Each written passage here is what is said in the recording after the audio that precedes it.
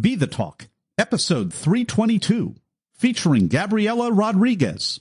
Welcome to Be the Talk. We go behind the talk 7 days a week for tips and techniques to help you change the world. I'm Nathan Eckel, and a talker myself. I'm interviewing others who change the world with their talk. You can too, even if you've never given a talk before. Let's get started with today's show. We are live with Gabriela Rodrigues. Gabriela, are you ready to talk?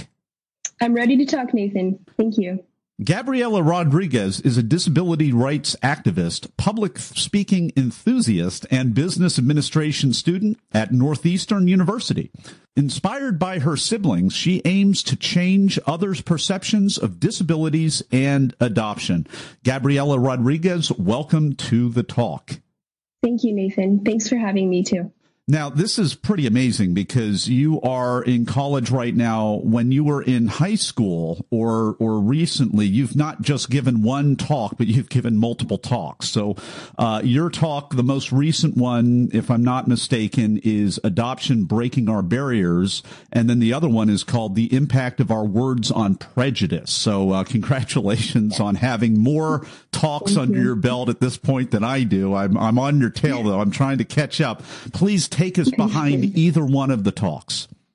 Yeah. So my most recent one is actually the impacts on of our words on prejudice, and I started with the adoption story because it has been really recent. My family had just adopted my siblings, right? So just taking everyone behind the story, actually. So I have two biological brothers. I have a 10-year-old brother, and I have more recently a 3-year-old brother, and he was born diagnosed with Down syndrome, right? And so that really changed my family's perception on disabilities, because at first we were super scared. We didn't know anything about Down syndrome, so we were super concerned at that point in terms of how we could best support him throughout his life.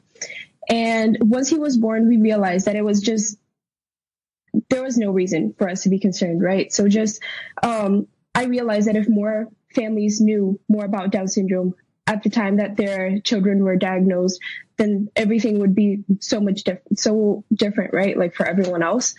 And so I started doing a little bit of activism in terms of that, in terms of just writing articles, talking about people, mostly just word of mouth. And then I decided to do my TEDx on adoption after my family adopted another child with Down syndrome and my sister with spina bifida as well. And I realized that the thing with adoption is that people really don't consider it a major option, right? People only consider it as a last resort. So it turned out that my objective with that TEDx talk was just to convey to people that it doesn't have to be a last resort, right? There's wonderful kids out there who need and want a family, and there's tons of families who need and want a child and don't adopt because of multiple barriers within their, whether that maybe just prejudice with adoption, that they don't know enough about it, or financial barriers and all of that. So I just wanted to inform people more about that. Well, and you gave a couple of real powerful statements in these talks. You made the statement, discrimination is a bigger obstacle than any physical barrier. That's my paraphrase. And you also mentioned that 1 in 4 people with disabilities or whatever, insert your more politically correct term here, special abilities or whatever, but 1 in 4 people deal with daily discrimination on a daily basis. I had no idea. I mean, I understand in my very limited privileged experience, very little, obviously very little discrimination or anything like that.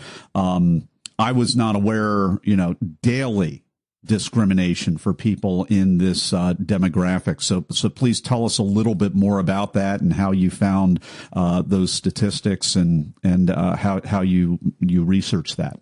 Yeah, so I was just when I was looking into actually doing research for my TEDx talk, I was wondering just where can I get actually accurate statistics on this, because there's a lot of really biased resources nowadays.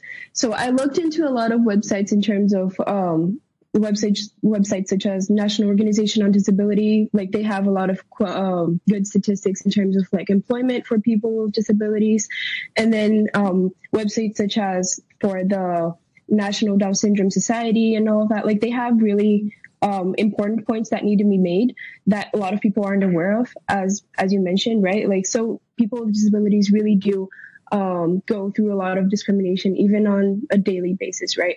And as my siblings are still children right now, like they're 3 years old right now. So even at that age, we've noticed prejudice comes from adults and not children. Children accept them super well. They get along super well. They play at school, everything else. But adults are often like the issue with this, because we do have like our biases, right, that like come from previous generations. So my objective whenever I'm talking to people and raising awareness about this is just showing people that those biases are just biases, right? Like they're not the reality. And so, yeah, that's what I have to say mostly, like about that statistic. It's just, it's really sad to see that that's a reality, but it's more important for more people to know about that so that we can fight it. One of the things that I love about your talk is that it really raises this issue of adoption, and there are all kinds of different ways to adopt. You're not necessarily talking about fostering and adopting that way, but you are talking about special needs adoption, which is a major need for and you know, resource, if I can put it that way, for people who are looking to adopt. So if there's someone in Talk Universe and they're looking to adopt right now and, you know, not really sure that they have what it takes to adopt a special needs baby, what would you say to them? That's a hard question. It is a hard question. I thought that would be an interesting question. Yeah, but it's not hard in terms of just like giving the actual advice, but it's hard to like say it in a way that won't be like that won't make people adopt if they're not ready, or just like discourage them if they are ready. But my entire point with special needs adoption is it's not super different from adopting a child without disabilities, right? And I always talk to my parents about this. Like, there's really essentially no difference between having a child with disabilities or without disabilities. The difference essentially is just like you need to give them extra support, which is something that you should be ready to give as a parent in general. They just need you really need to be able to fight people at, like, talk to teachers and all of that at school. You need to be able to like defend them from prejudice and all of that. But if you're thinking right now of adopting a child with special needs, the thing that you really need to think of is, are you ready to love that child unconditionally, and just, are you ready to give them the resources that they need to thrive and all of that? Like, in terms of, like, for example, my brother with Down syndrome, like, he'd never done physiotherapy before because he'd spent his whole life at the orphanage, right? So it's just those kinds of resources that they need to be able to like ready and able to provide their children with, other than terms of support and love. But really, there's nothing that I can think of that's like, oh yeah, be wary of this, like be careful with this. You might not want to do it because of it. There were no setbacks for us. Like, we've only been happier since we adopted my siblings. So my advice is always just like, make sure that you're ready to provide those resources and that you're ready to love them unconditionally. But that shouldn't be too different, right? Like, if you're thinking of adopting a child without disabilities in the first place.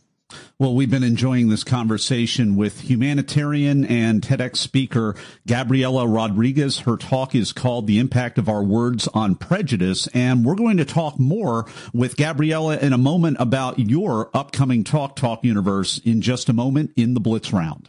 Hey, Talk Universe. I hope you've been enjoying today's episode with today's guest. But you know what? Many people want more than that. Many people that listen to Be the Talk actually want to give a talk. And if that's you, you're not alone. Listen to the rest of this podcast. At the end, I'll have a free resource for you just for listening. And we're back. It's time for the Blitz Round with Gabriela Rodrigues. I'm going to ask Gabriela a series of either or questions related to the preparation and performance of her recent talk. Gabriela, are you ready? I'm ready, Nathan. All right. First question, were you invited to speak or did you apply? I applied. What advice do you have to help the rest of us get accepted? So when I applied, I really focused on the fact that I really liked public speaking and that I didn't have trouble with being on a stage and all of that. So I think that's something that's important for a lot of speakers to focus on. Like if they have some kind of experience already, really focus on that, on the fact that you already know that what you're doing, right? At the time that I applied, I didn't have any experience. That was my first official public speaking opportunity, but I had done things in terms of leadership within my own school. So that's something that I focused on. Well, great. So in terms of your preparation, are you a memorizer, are you an improviser, or a blender? I don't, well, from what I imagine those words mean, I imagine myself being more of a blender. I mean, I do memorize some key points that I want to be said, right? But I don't like memorizing scripts. I used to be that kind of speaker. I used to be a memorizer. And then I realized that the stories that I like telling and the speeches I like giving are really personal and like about stories and all of that. So memorizing it really isn't the point of, it doesn't get the point across, right? So for me, it's always about like improvising the emotional and personal parts, but memorizing the key points and like statistics, for example, that I need to mention in my speeches. Gabriela, this is a different question. If you don't mind answering this, how old were you when you gave your first talk? Oh, when I gave my first talk, I was 15. 15? Yeah. So what was that 15. like? You walk out on stage as a 15-year-old. Given a TED talk. Well, I think regardless of age, it's always scary to just get yourself out there like that, right? It's a little scarier when you're younger because it's easier for people to criticize you, I guess. If you're a little younger, people are like, oh yeah, they weren't prepared at all in the first place. Like they're just 15 or something like that. So I really wanted to set a standard for myself, especially because it was my first public speaking opportunity. So it was scary, but I think I prepared enough for that. And I knew what I was saying because it was mostly about my adoption story. So I think that's all I have in terms of how it felt when I did my first TEDx talk. What is, what was the most painful part of your talk that you had to cut out? I think I had so much to say in both of my talks because if I could sit here and just talk to you for 3 hours straight about like what's wrong with how people perceive disabilities, what's wrong with how people perceive adoption, I could sit here for 3 hours straight just talking about that. And so it was really hard to cut out specific information in terms of even when I was telling the adoption story. Like I focused a lot at first on how it felt to walk into that orphanage and like see all of the kids there. And then I realized that I had to cut that out so that I had more time to actually talk about the outcome and how it's a happy ending necessary, like that it was a good thing for my family.